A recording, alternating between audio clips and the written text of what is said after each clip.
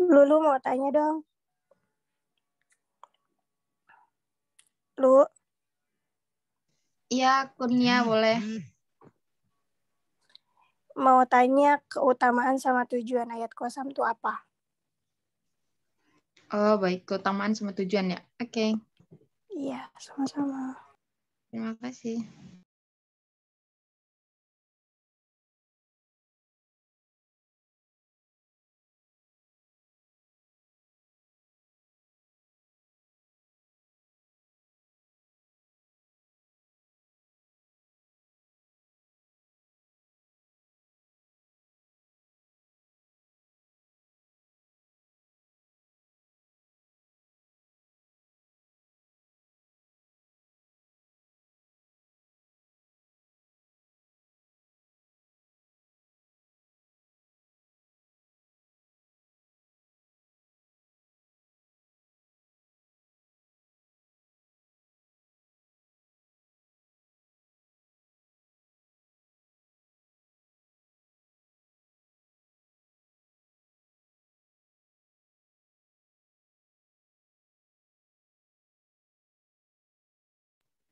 Saya akan menjawab pertanyaan dari Kurnia, yaitu keutamaan dan tujuan ayat qasam.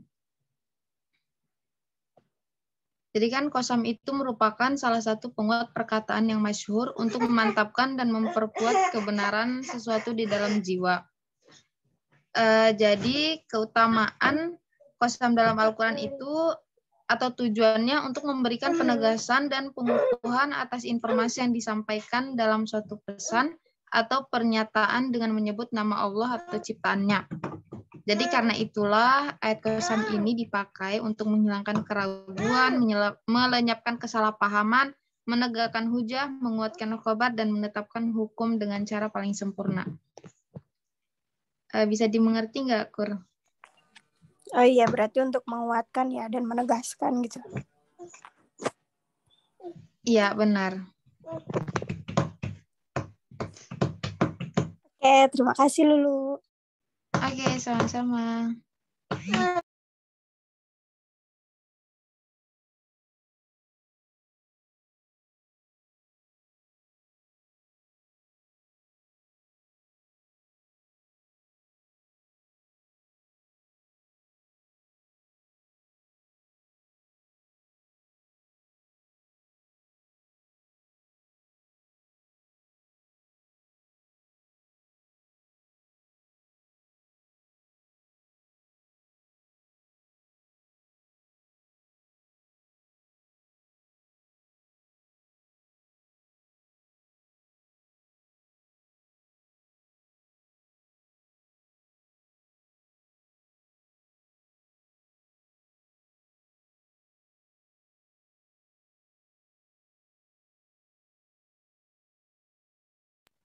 Selanjutnya untuk pertanyaan Nelly, sebab-sebab qasam dalam Al-Quran akan dijawab oleh Kamila.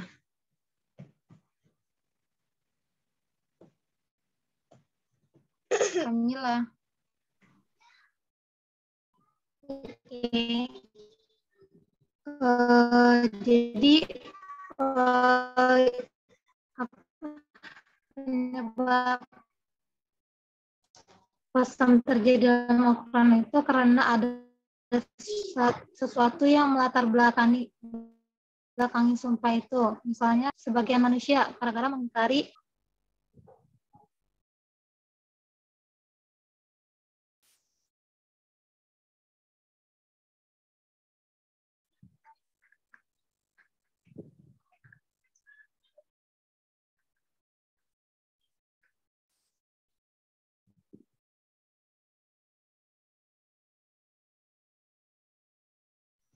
Kamila, jawabannya bisa diulang nggak? Soalnya kurang terdengar.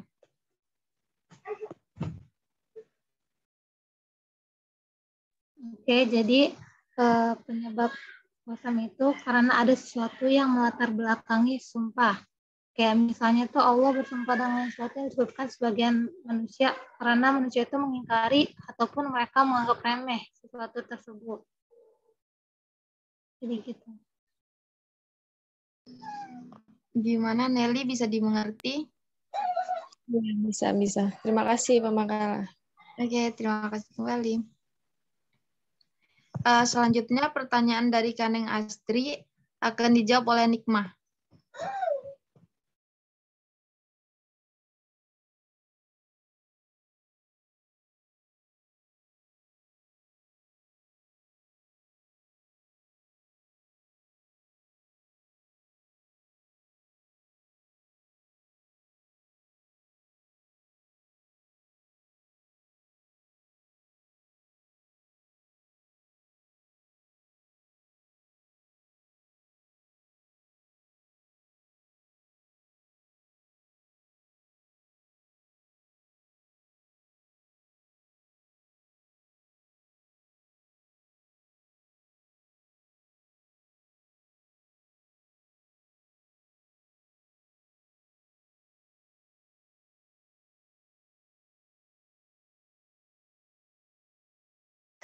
Baik, saya akan menjawab pertanyaan Kaneng Astri.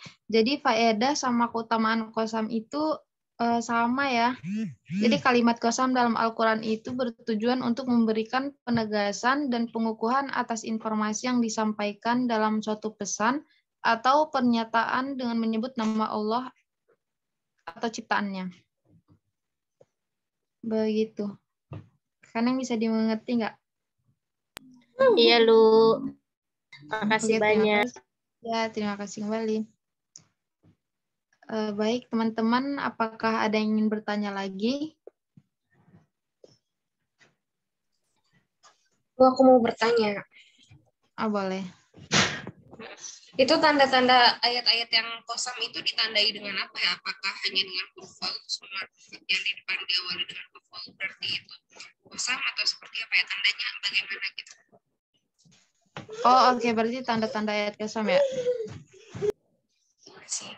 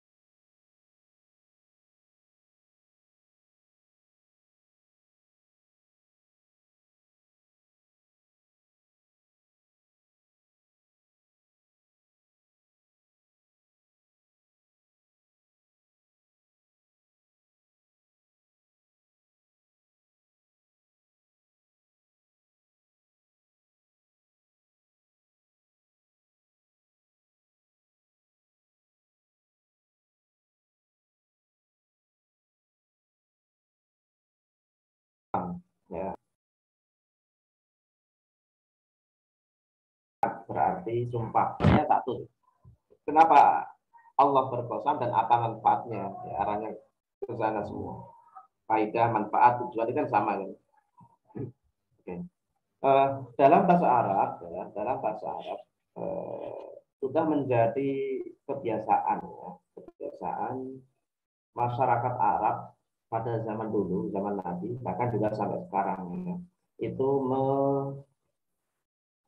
ketika berbicara, ngomong, ya, itu seringkali menggunakan qasam atau sumpah. Ya.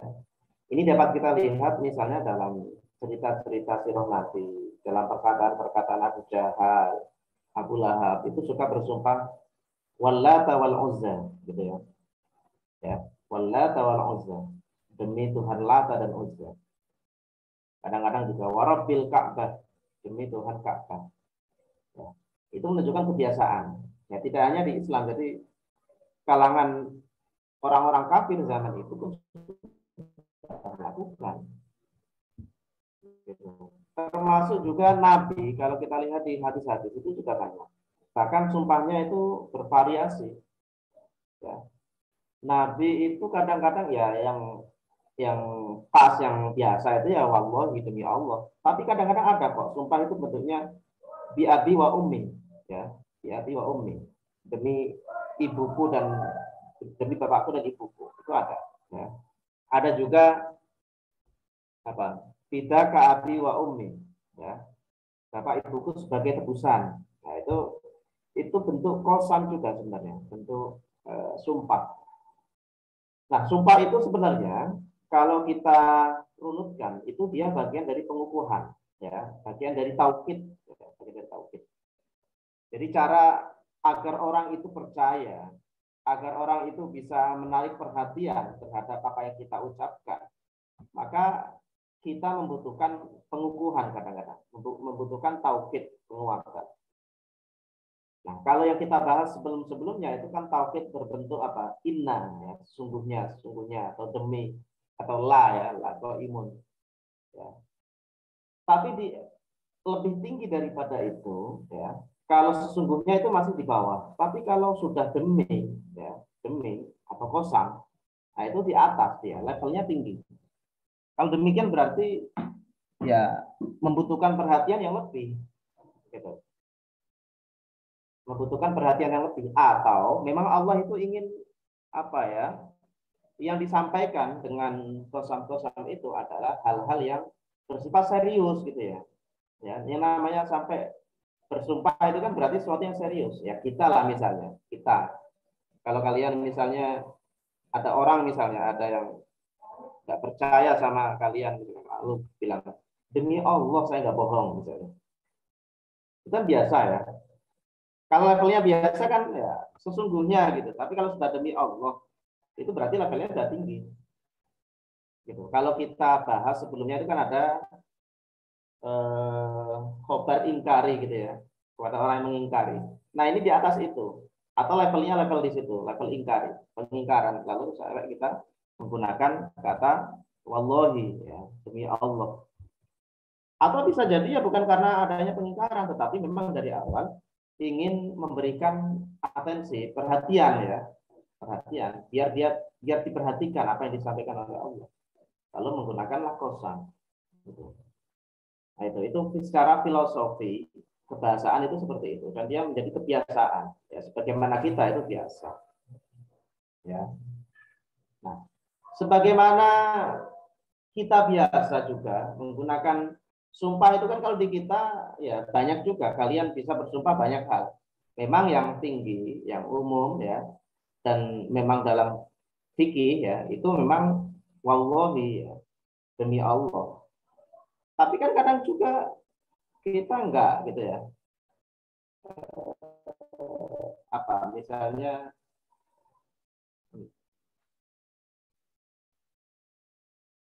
Misalnya kalau sehari-hari itu menggunakan kata atas nama gitu ya. Ya, atas nama pimpinan, ya. Bukan atas nama itu beda lagi ya. Atas nama Tuhan. Itu kan bismillah ya. Atau misalnya bentuk qasam tapi tidak menggunakan Allah. Ya, itu kan ada ya. Swear misalnya, swear itu juga bagian dari bentuk qasam sebenarnya, bentuk taukid. Gitu ya, swear. Ya. Atau apa lagi ya? Demi dicari sendiri lah nanti ya, demi ya, kata-kata yang menggunakan demi ya, itu adalah bentuk qasam atau bentuk sumpah ya. Nah, intinya ya adalah bahwa dalam bahasa Arab dan juga bahasa kita ya, itu bersumpah itu sudah menjadi kebiasaan. Ya, hanya saja kalau di bahasa Arab itu lebih biasa, lebih merupakan sebuah ya umum saja gitu ya dalam bahasa Arab itu. Kita lihat di bahasa-bahasa Arab, kemudian di hadis, di Quran, itu sudah menjadi kayak sesuatu yang biasa bersumpah itu. Tapi kalau di bahasa kita, bahasa Indonesia, ketika sudah bersumpah itu sebenarnya levelnya sudah tinggi. Gitu. Harusnya memang demikian. Ketika sudah bersumpah ya levelnya tinggi, bukan lagi untuk hal-hal yang sederhana. Nah, dalam Al-Quran ya, dan memang secara ilmu nahu, ya, memang yang terkenal itu adalah huruf wawu, ba, dan ta. Ya, wallahi, billahi, tallahi. Itu yang terkenal. Ya. Huruf qasam itu. Tetapi tidak hanya itu sebenarnya. Ya. Huruf qasam itu ya ada banyak sebenarnya. Ya, memang yang terkenal hanya itu. Terutama nanti ke muksambihnya ya.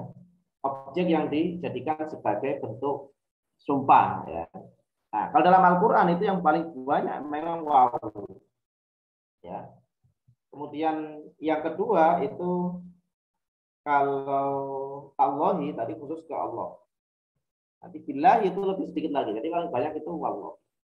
Nah, adapun objek ya, objek yang dijadikan sebagai sumpah itu ada banyak. Ya, ada yang menghitung sampai 40-an. 40-an kata yang dijadikan sebagai objek. Jadikan maksum bih istilahnya ya. Maksum bih yang dijadikan sebagai alat untuk bersumpah ya, atau muksam bih gitu ya. Kalau wawu tadi kan ada tasbih, ada adatul qasam, tapi kalau muksam bih itu banyak sekali sampai 40-an kalau di Al-Qur'an. Nah, dalam ilmu nahu atau dalam ilmu akidah ya, yang namanya sumpah itu ada dua madhab sebenarnya. Ada dua pendapat besar. Ada yang pendapat pertama mengatakan bahwa sumpah itu hanya boleh dengan nama Allah. Gitu. Sehingga yang boleh dipakai untuk sumpah itu hanya wallahi atau warabbi misalnya. Ya, adapun yang lain itu nggak boleh. Itu satu pendapat mengatakan demikian. Oh, namanya sumpah kok mengatasnamakan ya Allah. Itu sesuatu yang serius ya atas nama Allah langsung. Karena ada keharusan ya menurut pendapat pertama ini. Kalau bersumpah itu yang dengan menggunakan nama yang agung gitu ya. Zat yang agung, tidak boleh dengan yang lain.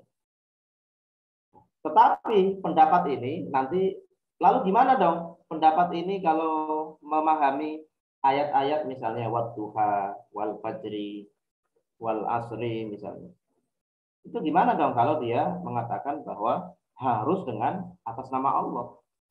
Nah, maka bagi kelompok pertama ini, maka nanti disisipkan. Seolah-olah di situ ada kata-kata Rabbi.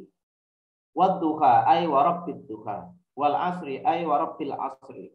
Demi Tuhannya waktu asar, demi Tuhannya waktu fajar, demi Tuhannya waktu duha dan seterusnya. Itu pendapat pertama, madhab pertama. Madhab kedua mengatakan enggak harus dengan nama Allah, bisa kok dengan yang lain, gitu ya. Bisa kok dengan yang lain dan itu tidak menyalahi menyalahi akidah enggak, menyalahi fikih enggak. Boleh. Nyatanya di Quran itu wadduha itu enggak perlu gitu ya, ditambah-tambahin Rabbi. Ya. Itu satu sisi. Di sisi lain ya, yang berqasam, yang bersumpah. Kalau Quran itu kan kasusnya berarti Allah yang bersumpah. Gitu ya. Kalau yang bersumpah itu Allah ya wajar dan sah-sah saja bersumpah atas nama waktu ya, atas nama asar, atas nama subuh ya, atas nama dan lain-lain. Gitu. Boleh-boleh saja dong Allah. Jadi nggak perlu kemudian ditambah-tambahi ay wa rabbil asri, ay wa rabbit duha, nggak usah. Gitu. Ya. Nah itu. Nah bahkan ini juga bisa dilakukan oleh manusia. Ya. Memang umumnya yang dipakai oleh Allah ya dalam Al-Quran itu ayat-ayatnya atau muksampihnya, ya. Objek sumpahnya itu umumnya adalah sesuatu yang mulia. Ya, suatu yang agung. Misalnya apa? Matahari itu agung. Karena kita nggak bisa menjangkau. Bulan, wasyamsi wa dukaha wal qamari idza talaha. Gitu ya. Kemudian wal laili, ya, malam, ya, wan nahari. Itu suatu yang agung sebenarnya. Bukan Allah, tapi suatu yang agung. Ya, sehingga dia layak, wajar. Gitu. Nah, tetapi ternyata kadang-kadang nggak selamanya dengan hal-hal yang tidak terjangkau seperti itu. Dalam satu ayat Allah malah menggunakan wattini wazaituni, ya, wattini wazaituni wa turi sinin. Ya, masa bersumpah atas nama tin kan gitu, ya. Oh, ternyata justru malah nanti ada tujuannya lagi. Kalau mengatasnamakan Allah dan atas nama makhluk yang agung itu untuk menunjukkan betapa agungnya objek sumpah tersebut. Tapi kalau menggunakan misalnya wattini wa zaitun, justru sebaliknya. Tin, zaitun itu dianggap sebagai sesuatu yang remeh. Itu sesuatu yang remeh. Sehingga karena dianggap remeh, Allah itu ingin mengingatkan, jangan remehkan, ya. Sehingga Allah kemudian melakukan qasam atau sumpah menggunakan wattini wa zaituni wa turi sinin, ya. Wa hadzal baladil amin.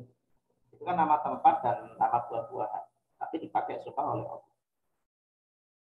Maka sederhananya ya, sumpah apa saja itu boleh. Ya, silakan saja. Paling nanti levelnya yang menilai gitu ya. Kalau dia atas nama Allah itu disebut sebagai sumpah beneran, sehingga kalau dia sudah mengatakan sumpah itu ya nanti ada konsekuensi hukum. Tapi atau atas nama yang lain ya, itu tidak seberat ketika kita bersumpah atas nama Allah. Oke. Nah, kemudian kenapa Allah misalnya ya, dalam Al-Quran itu kan banyak sekali ya bersumpah itu menggunakan nama-nama waktu, wal asri, wal subhi ya, wal laili, wan nahari, wasyamsi, wal qamari, ya, apalagi ya, dan banyak lagi lah, masih banyak lagi. Itu Allah menggunakan qasam atau sumpah ya dengan objek nama-nama waktu. Sebenarnya bukan tanpa tujuan, ada tujuannya.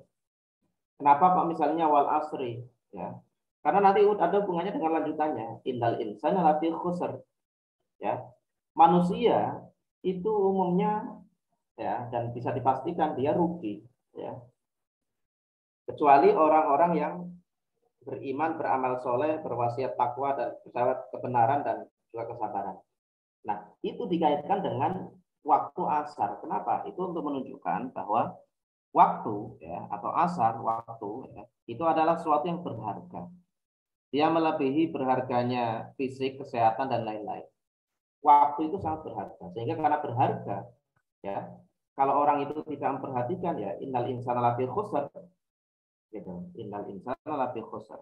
Ya, maka kemudian layak dijadikan sebagai objek untuk bersumpah. Wadduha pun juga sama ya. Wal fajri juga sama ya. Wa subhi juga sama, wa syams juga sama, wal qamar juga sama. Gitu. Nah, maka kalau demikian, sebenarnya kalau ada qasam-qasam seperti itu, ada sumpah-sumpah dalam Al-Qur'an, ini perlu kita lihat ya. Paling tidak ada dua arah yang perlu kita lihat. Pertama adalah arah apa yang dijadikan sebagai objek. Dalam hal ini misalnya wal asr yang dijadikan objek sebagai di situ adalah al-asr, waktu asar. Nah, ini menunjukkan bahwa waktu asar itu sangat mulia. Atau kalau di akhir masa itu sangat mulia, sangat berharga sekali.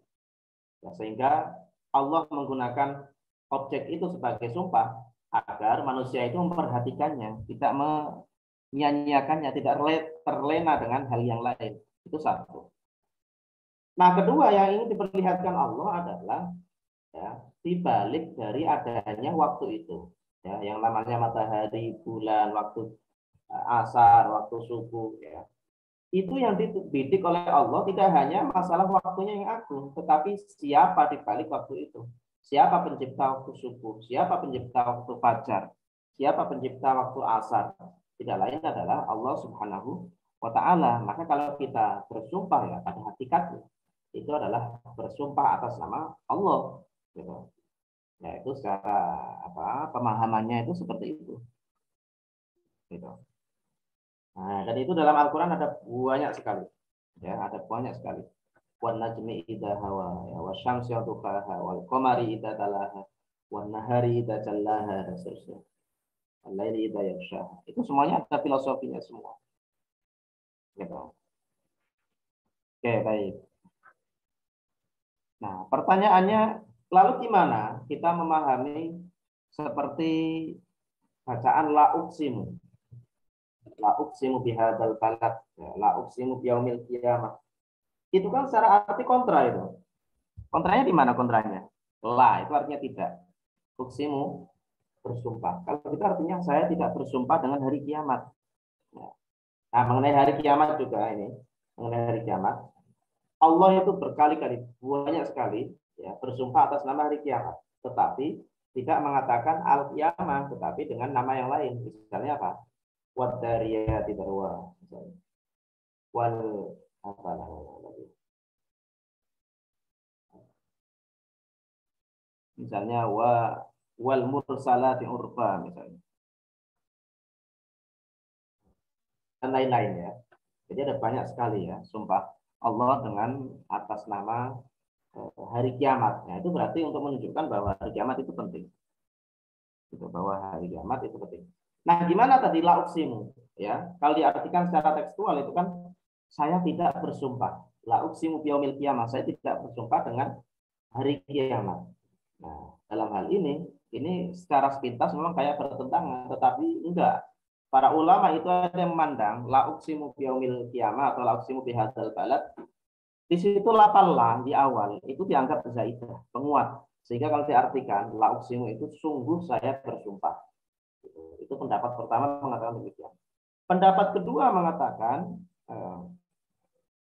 la uqsimu di situ ibarat begini. La titik kemudian uqsimu. Ya. Ini untuk menolak ucapan sebelumnya gitu ya. Tidak demikian gitu ya. Uqsimu saya bersumpah. Ya, bihadzal balad. Negara ini. Dan seterusnya gitu. Nah, itu mengenai sumpah itu seperti itu. Dan itu ada dalam Al-Qur'an ya, sangat banyak sekali ya ayat Al-Qur'an yang memuat aksam atau qasam ya, yang berarti sumpah. Ya, nah, itu menunjukkan bahwa Allah ya itu ingin memperlihatkan kekuasaannya ya, ingin memperlihatkan kelayakannya sebagai Tuhan, sehingga bersumpah pun juga dengan nama Allah. Gitu. Oke, baik ya. Sampai di sini barangkali ada yang bertanya, silakan. Ini tidak banyak sebenarnya karena materinya juga nggak banyak ya, kaidahnya nggak banyak.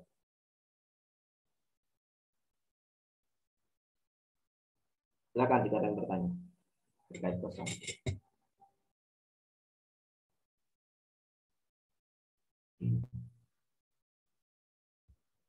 Nah, qasam itu secara nahwu dia dibaca jar. Makanya wallahi, billahi ta'allah, ini sekaligus cara bagaimana cara mendeteksi adanya qasam di dalam ayat. Maka lihat ayatnya itu dibaca apa setelahnya.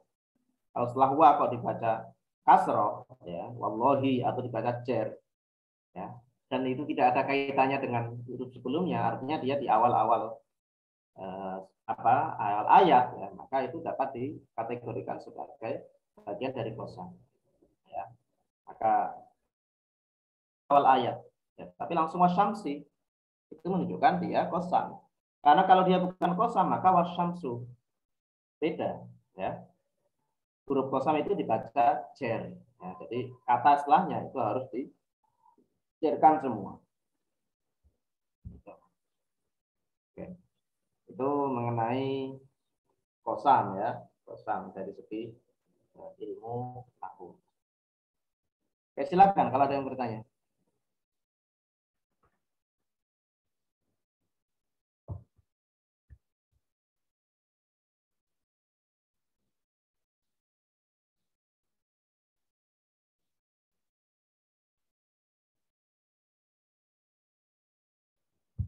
Nggak ada? Udah paham semua ya? Atau belum paham semua? Saya khawatirnya tuh diem ternyata nggak paham. Kalau diem artinya paham ya syukur alhamdulillah. Tapi kalau nggak ada pertanyaan ternyata nggak paham, itu khawatirnya itu gitu ya. Itu kan sayang.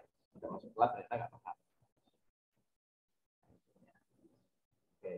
Untuk lebih dalamnya sebenarnya nanti bisa baca-baca di misalnya di buku-buku ilmu nahwu itu ada pasti, atau di buku-buku ya balaghah juga ada biasanya. Gitu. Oke, kalau nggak ada pertanyaan ya, maka mengenai minggu depan, ya, ini kan sudah pertemuan ke-7 ya sekarang ya. Sudah pertemuan ke-7 berarti kalau saya tidak salah, ya, maka minggu depan itu sudah UTS. Ya. Minggu depan sudah UTS.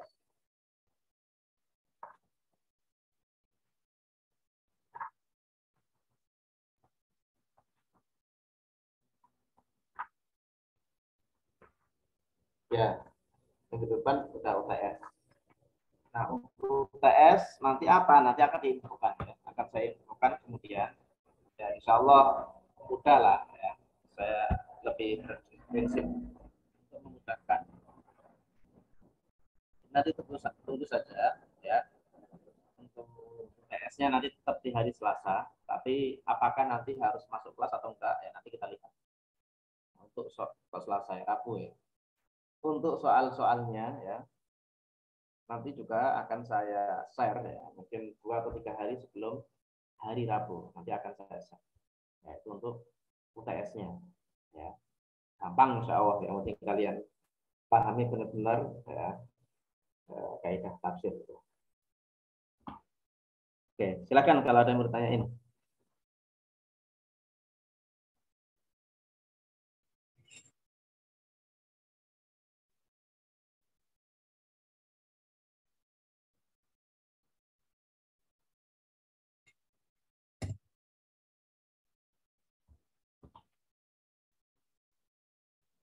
Kalau nggak ada kita cukupkan ya. Ini cepat nggak apa-apa, 1 jam.